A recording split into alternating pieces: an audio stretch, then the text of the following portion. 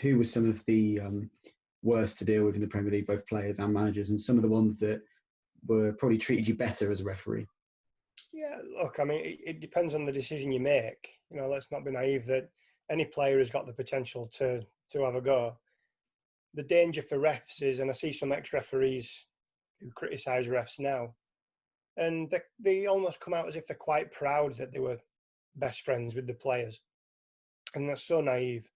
You're never friends with a player as a ref. There are some players that I am friends with, but that's because I went to school with them. I played in junior teams with them. Richard Wood at Rotherham's captain. Woody was in the year above me at school. We played together in the same team as kids. So naturally I know him.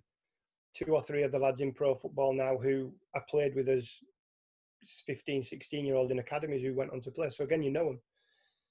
But I don't know any Premier League players personally. So to think that you're going in as their friend, they might respect you as a person, but if it's them that's going under the bus or you that's going under the bus, they'll push you every time, as you would. Why would they look after a referee in that sense?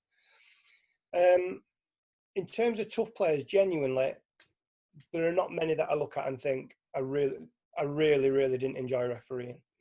The ones who might come across as more of a challenge, the bigger personalities, the bigger tacklers, I actually enjoyed refereeing them more because it made me work a little bit harder. Someone like a Joey Bart, and I know he's managing now. But someone like Joey who was playing, as a player, would I wanted to play against him? No, not at all. Not at all. That's probably why I never made it as a pro, because I suppose most professionals would say that's the kind of player I enjoyed playing against. As a referee, he was fine. If I had an issue with him on the pitch or with any of his players on the pitch, I'd speak to him. Never gave me any grief. And he would deal with that. So the perception sometimes of the tougher players, more difficult players.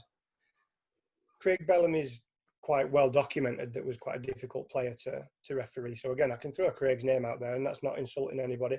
He was a difficult player to ref.